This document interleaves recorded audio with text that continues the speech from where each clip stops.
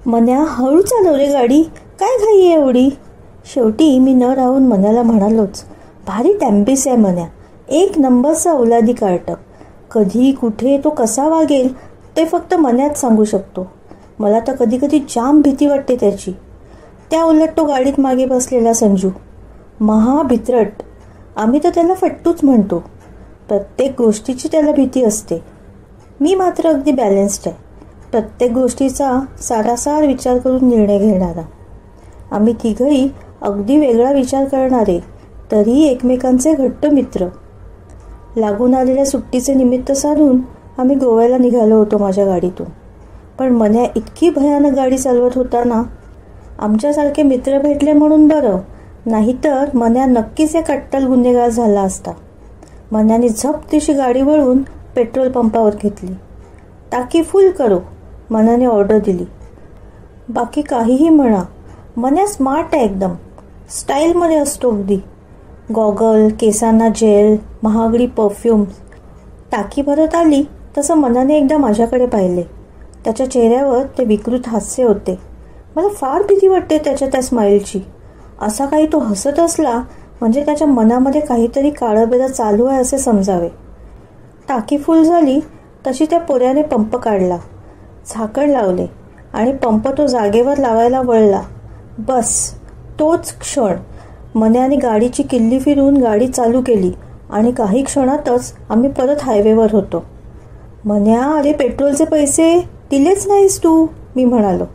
अबे छोड बे, त्यात काय एवढे, काय करणार आहेत ते? गाडीचा नंबर सुद्धा दिसला नसेल त्या शेंबड्या पोराला. वाचले ना आपले पैसे. रात्री मोठा खंबा मगू. मनाने आपल्या गाडीला वेग दिला. संजू बिचारा मागे घाबरून बसला होता. मला ना कधी कधी त्याची फार कीव येते. माणसाने इतके पण मित्र असू नये. बऱ्याच वेळ गाडी चालून मने आता कंटाळला होता. सूर्य मावळतीला झुकला तशी मनाची नजर राहण्यासाठी ठिकाण शोधू लागली. हायवेवरच एक बऱ्यापैकी कळकट मंद दिवे लागलेले मॉटेल बघून मनाने गाडी कडेला घेतली. तुम्ही दोघं माझ्या मागून या, असं म्हणून मने आतमध्ये घुसला. आतमध्ये एका मोडक्या टेबलवर पेन्सिलीचं ठोटूक घेऊन एक म्हातारं काहीतरी खुरडत बसलं होतं. 1 रूम प्लीज, मना त्याच्या खर्चातल्या आवाजात म्हणाला. त्या म्हाताऱ्याने कष्टाने वर बघितले. किती जणांसाठी? म्हाताऱ्याचा अशक्त आवाज कसा बसा आमच्या कानांपर्यंत पोचला. 1, मन्या म्हणाला आणि त्याने आमच्याकडे बघून डोळे मिचकावले. 700 रुपये.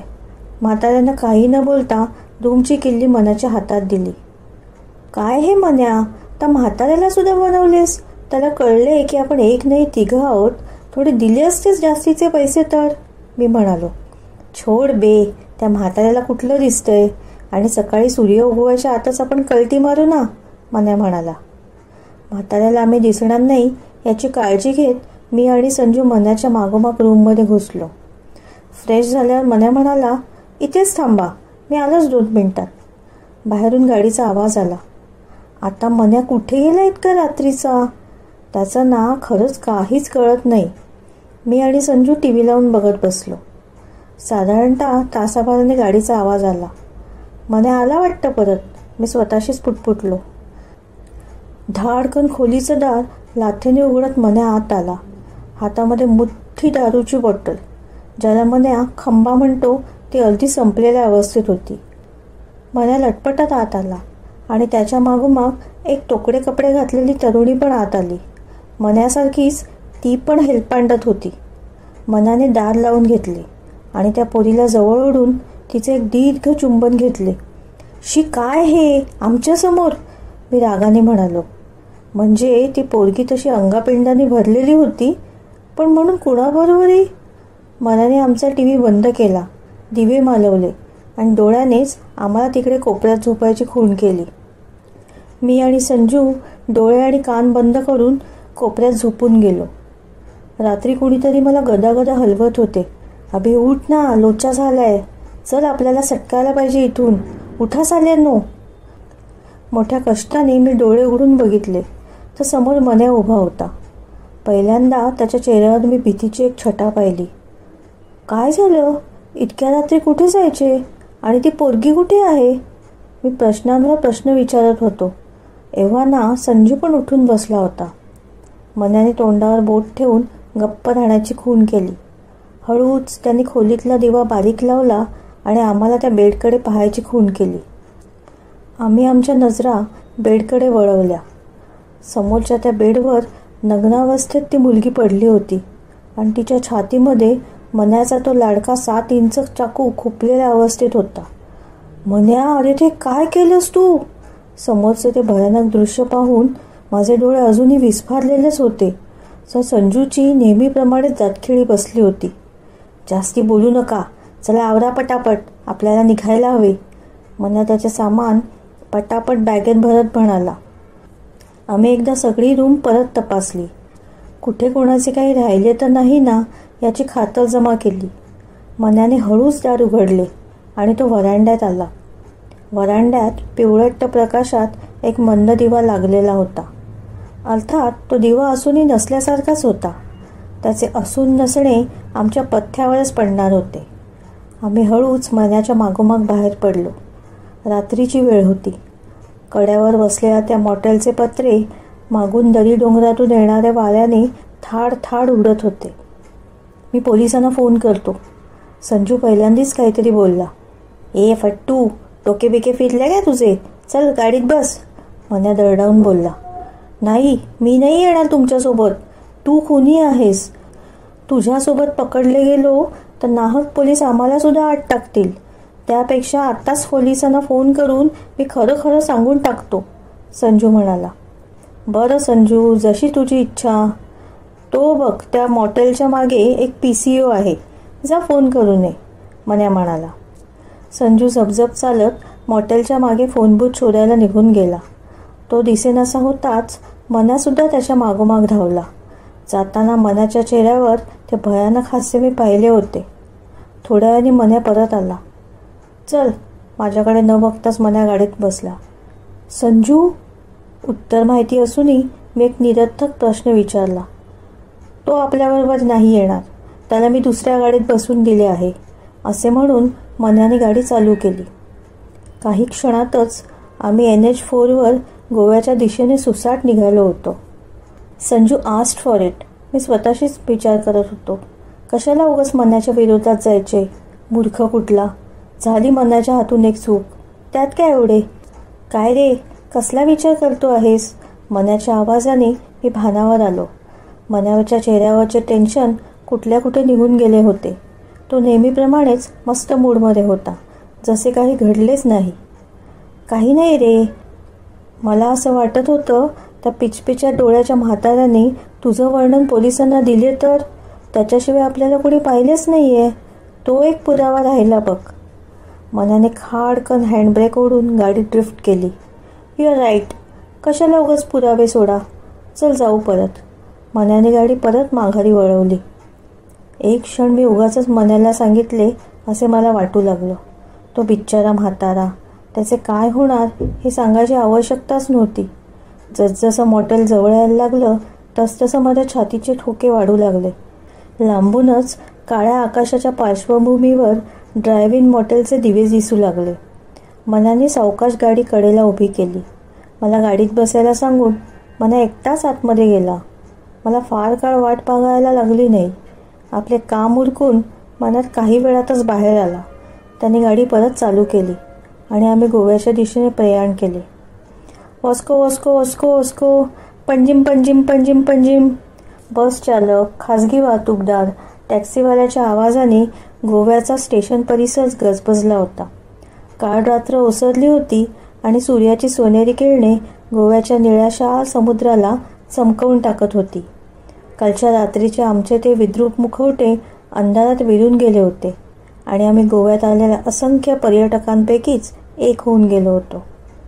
मन्याने यावेळेला एका बऱ्यापैकी हॉटेलपाशी गाडी थांबवली. मन्या, अरे लई महाग वाटते रे हॉटेल, परवडायचे नाही, मी मन्याला म्हणालो. मन्या परत एकदा तसाच भयानक हसला आणि त्याने जॅकेटाच्या खिशातून पैशाची पुडकी काढून माझ्यासमोर फेकली. मन्या, इतके पैसे कुठून आणलेस? मी चाचरत विचारले. काल त्या म्हाताऱ्याला टपकवला ना, त्याच्या खोलीत एक कॅश पेटीची किल्ली होती. म्हटलं इझी कॅश, कशाला सोडा. उचलली. मन्या बेफिकिरीने म्हणाला. शिवाय ते बघ वरती काय लिहिले आहे. मन्याने कसिनोच्या ग्लोसाईनकडे बोट दाखवले. मन्या खरंच स्मार्ट आहे हा. कसं काय सुचतं त्याला हे सगळं. म्हणूनच तो भयानक असूनही माझं आणि त्याचं जमतं. आमची रूम मस्त होती. शिवाय AC, कॉम्प्लिमेंटरी म्हणून वाईनची बॉटलसुद्धा होती. तिथल्याच एका खुर्चीत मी स्वतःला लोटून दिले. मनाने तोपर्यंत TV लावला. अनपेक्षित ड्राईव्ह-इनची बातमी न्यूज चॅनल्सवर दाखवली जात होती. इतक्या लवकर ही गोष्ट मीडियापर्यंत पोचेल असं वाटलं नव्हतं. ब्लर व्हिजनकडून न्यूजवर त्या नग्नावस्थेतल्या पोरीचे आणि रूममध्ये मान मोडून पडलेल्या म्हाताऱ्या मॅनेजरचे प्रेत दाखवत होते. कुठल्या तरी एखाद्या विकृत मनोरुग्ण माणसाचे काम आहे. पोलीस न्यूज रिपोर्टरला माहिती देत होते. आम्हाला खोलीत आणि मॅनेजरच्या डेस्कपाशी एका माणसाचे ठसे सापडले आहेत. इतकेच नव्हे तर या मॉटेलचे मॅनेजर मोठे आंबट शौकीन होते.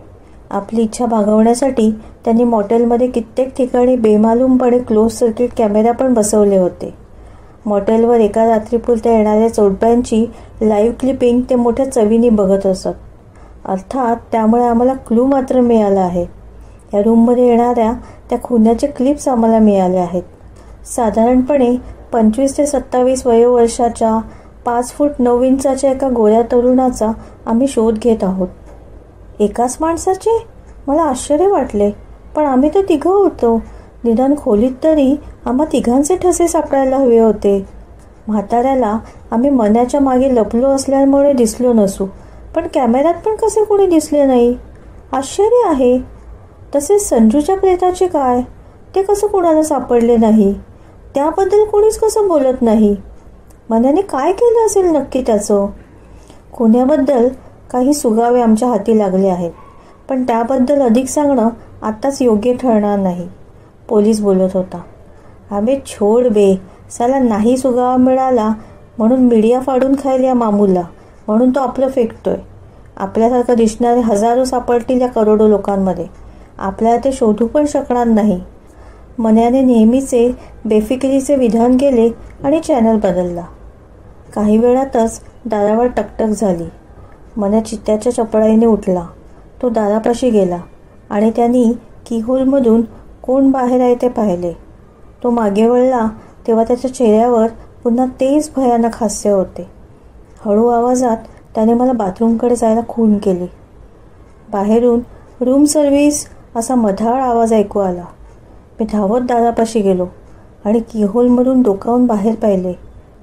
बाहेर एक तरुणी उभी होती. मन्याच्या मनामध्ये काय चालले आहे हे जाणून माझ्या अंगावर काटा आला. नको मन्या, आता नको. इथे भर वस्तीमध्ये कालची घटना ताजी असतानाच अजून एक, प्लीज नको.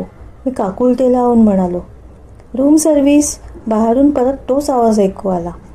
चायला ही पोरगी जात का नाही आहे? मरायचे आहे का हिला? मी मनोमन विचार केला. मन्याने डोळे मोठे केले आणि मला बाथरूममध्ये जायची खूण केली. केवळ नाईलाजास्तव जड पावलाने मी बाथरूममध्ये गेलो आणि दार आतमधून लावून घेतले. बाहेरचे दार मन्याने उघडले होते. मन्या, अरे हे काय चालवले आहेस तू? बेडवर निपचित पडलेल्या त्या वेट्रेसच्या प्रेताकडे बोट दाखवत मी विचारलं. म्हणजे आता इथूनही कलटी मारावी लागणार आपल्याला? शी. मन्या आपल्याच तंद्रीत मदमस्त होता. शेवटी मीच त्या तरुणीचे प्रेत ओढत ओढत बाथरूममध्ये आणून टाकले.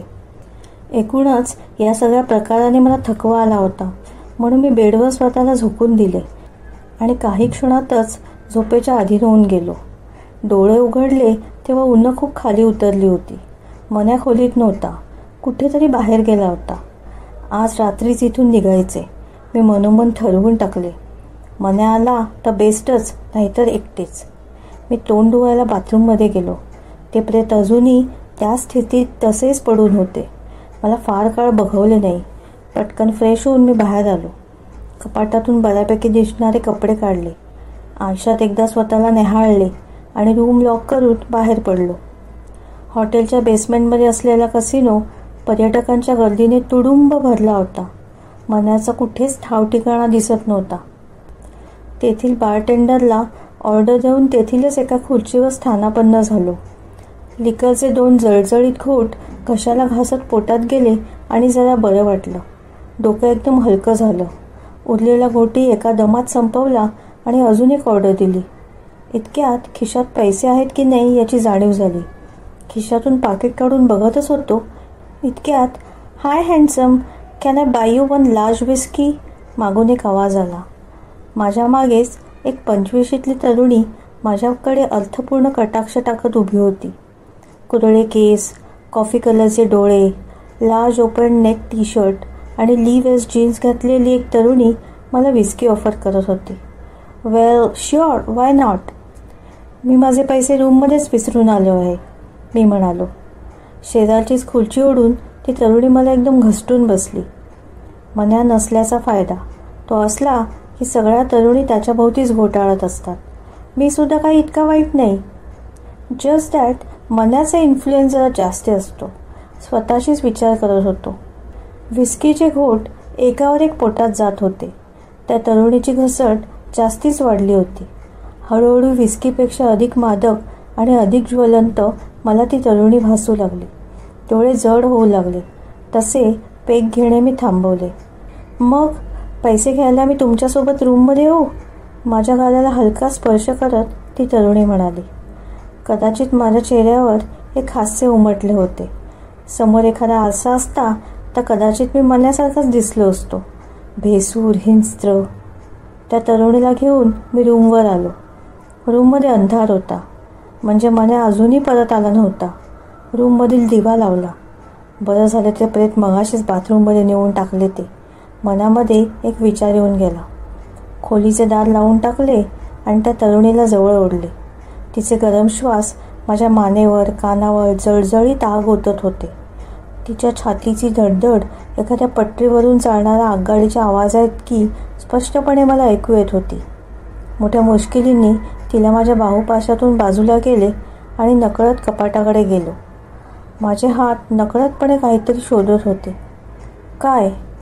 कदाचित मन्याचा लाडका 7 इंचाचा सुरा. इथेच तर ठेवला होता. कुठे गेला? इतक्यात पाठीला काहीतरी थंडगार वस्तूचा स्पर्श झाला. Handsome mister, you are under arrest. मागून तिचा आवाज आला. कोण? कोण आहेस तू? मी घाबरून विचारले. CID इन्स्पेक्टर निशा मेहता. मी सावकाश मागे वळलो. खोलीमध्ये अजून 2 बंदूकधारी माझ्यावर नेम धरून उभे होते. इन्स्पेक्टर साहेब, माझ्यावर विश्वास ठेवा. अहो, यातील कुठलाही खून मी केलेला नाही. अच्छा, मग तुमच्या रूममध्ये सापडलेले ते तरुणीचे प्रेत? ते मन्याने मारले तिला. मन्या? कोण मन्या? आणि कुठे आहे तो?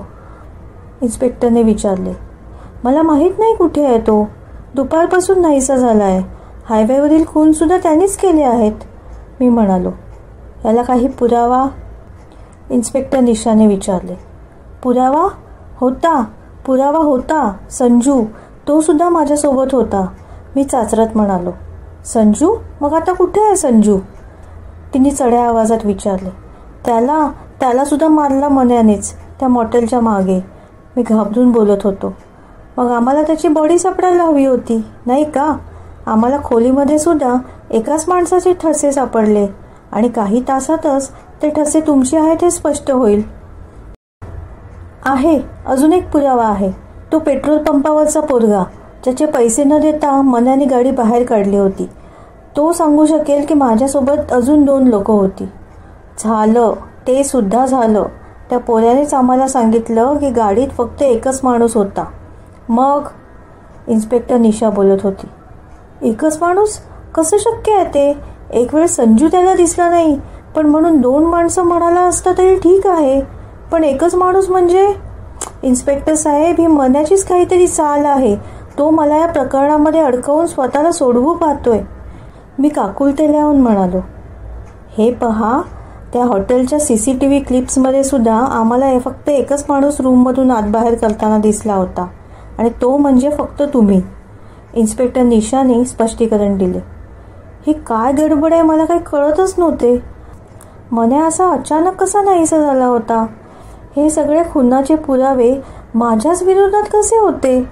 प्रश्न आणि फक्त प्रश्न. बरं मिस्टर, तुम्ही मला मन्याचे आणि संजूचे वर्णन सांगू शकाल का? आपण गोवा पोलिसांच्या मदतीने त्या दोघांचा काही माग लागतो का ते पाहूयात. इन्स्पेक्टर निशा म्हणाली. हो हो, सांगतो ना. संजू 5 फूट 8 इंच, गोरा रंग, मजबूत बांधा, वय 28, चेहऱ्यावर नेहमी घाबरलेले भाव, मी म्हणालो. आणि मन्या? इन्स्पेक्टरने विचारले. मन्या 5 फूट 8 इंच, गोरा रंग, मजबूत बांधा, वय 28, चेहऱ्यावर नेहमी बेफिक्रीचे भाव, मी आपले स्पष्टीकरण दिले. इन्स्पेक्टरच्या चेहऱ्यावर एक हास्य पसरले. तिने माझी कॉलर धरून मला ओढत नेले आणि एका आरशासमोर उभं केले. बघा मिस्टर, काय दिसते समोर, ती म्हणाली. मी समोर बघितले. हा काय चमत्कार! मला आरशात मी न दिसता चक्क संजू दिसत होता. भयानक घाबरलेला संजू. इन्स्पेक्टरने माझ्या कानशिलात एक जोरदार भडकावली. साल्या, तुला तर फाशीलाच लटकावणार मी. प्रहार एवढा जोरदार होता की मी मागच्या मागे फेकलो गेलो.